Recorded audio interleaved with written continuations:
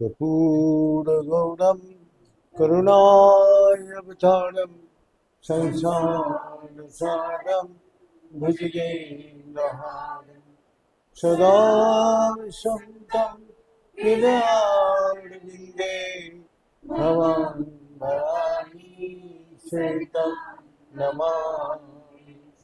तमेव माता च पिता तमेव तमेव बन्धुः सखा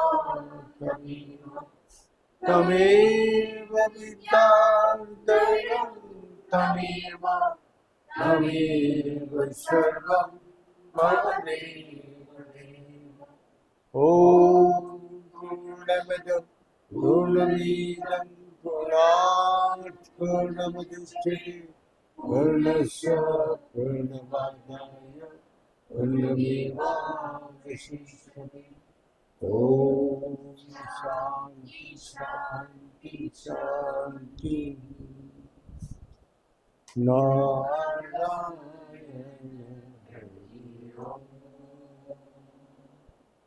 नारायण हरि ओम। शिव शिव हर हर शिव शिव हर हर नारायण हरि ओम नारायण हरि ओम। परमात्मा अंतर्यामी परमात्मा अंतर्यामी परमात्मा अंतर्यामी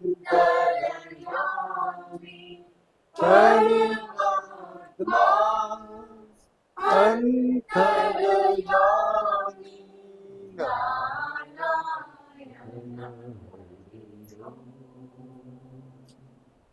नारायण हरि ओम। शिव शिव हर हर शिव शिव हर हर नारायण हरि ओम नारायण हरि ओम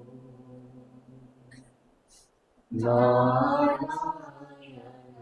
हरि ओम।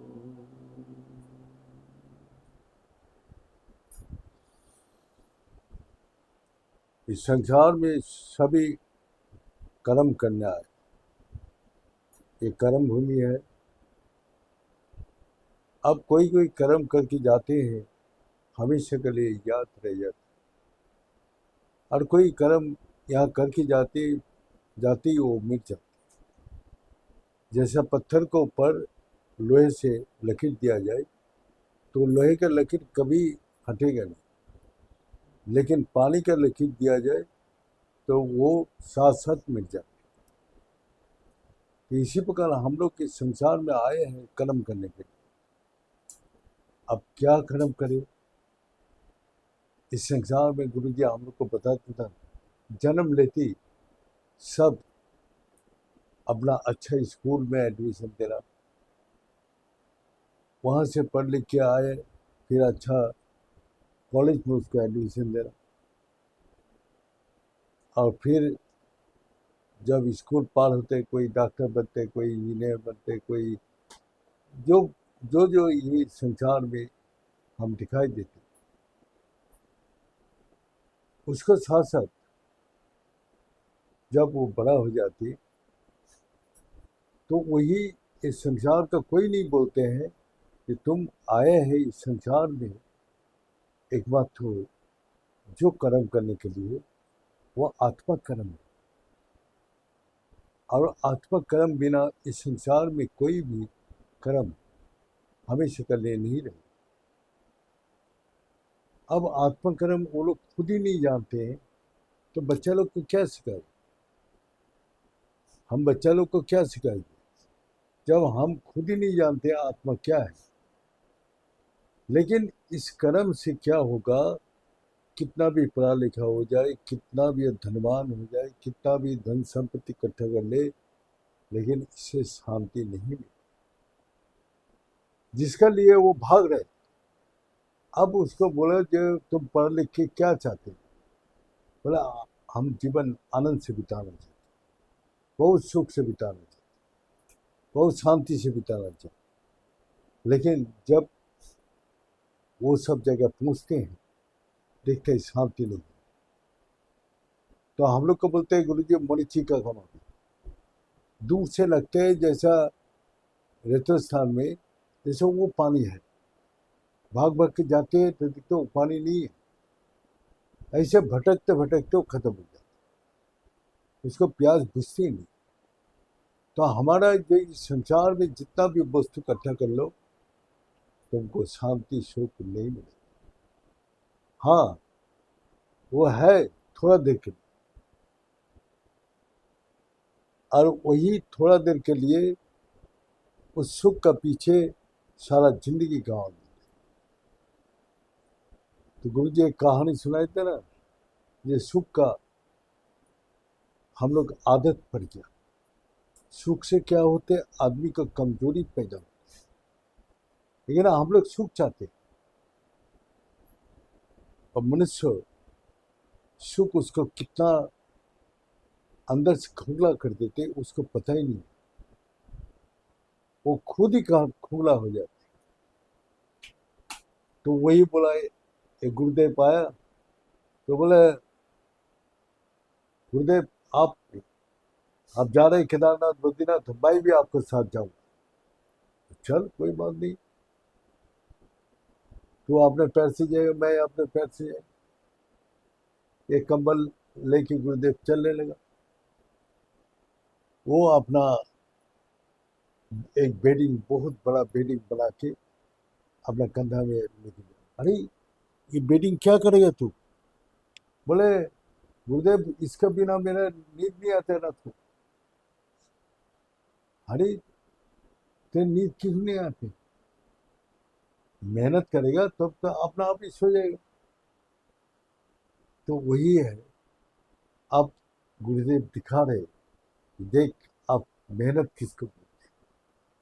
अब वो सुख का आशा लेके वो चलते चलते बार बार गुरुदेव रुकिए।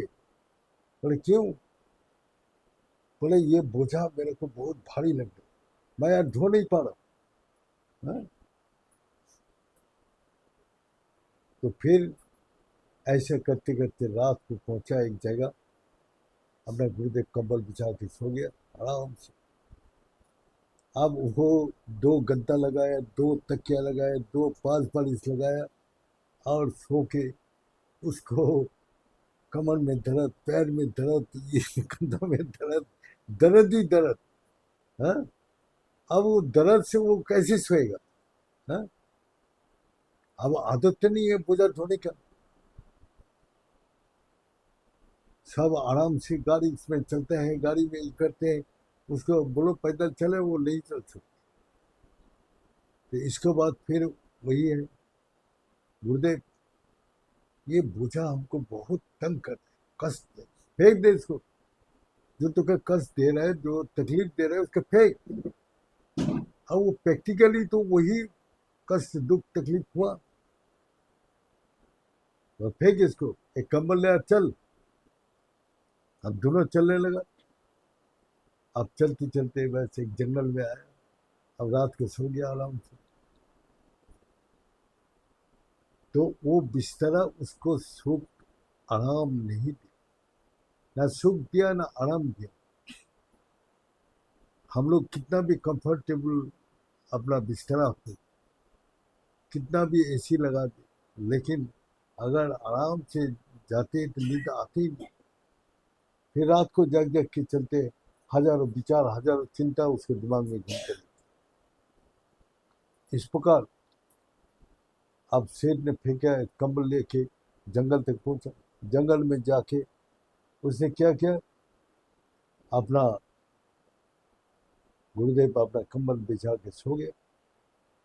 अब कंबल बिछा के सोया तो फिर वो सेठ एक बार इधर घूम रहा है, एक बार उधर देख रहे, एक बार उठ के बैठ रहे, एक बार खड़ा होकर देख रहे।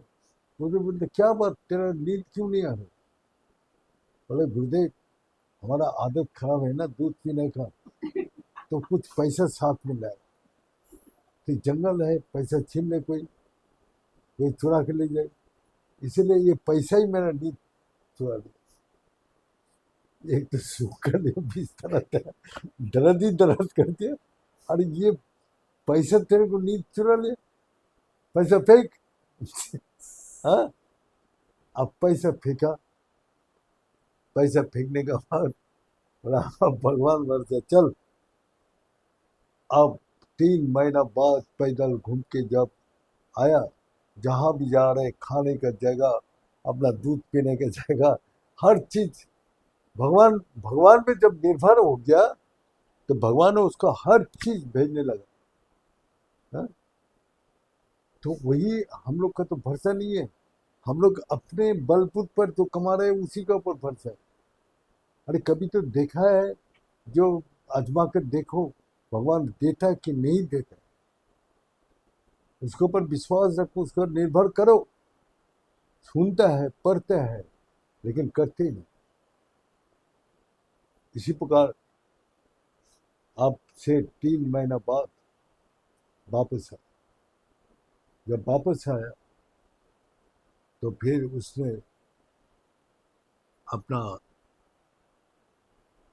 एकदम बहुत हेल्दी चेहरा, भूरी उड़ी गैप हो गया। हाँ, जो पेट था फैटी था सब एकदम चमक रहा है उसको।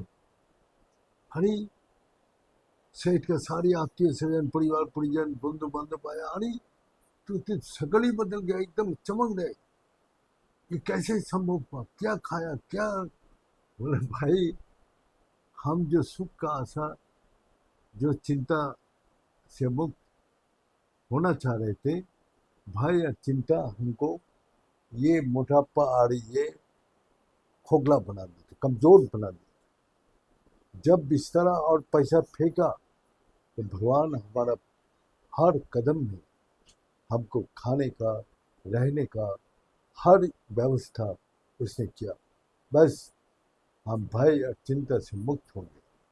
भय और चिंता से मुक्त होने के बाद जो आनंद मिला वही हमारा स्वरूप में प्रकाशित कर। तो आनंद और सुख कहाँ है? तो आनंद और सुख तो अंदर है, बाहर का वस्तु से नहीं।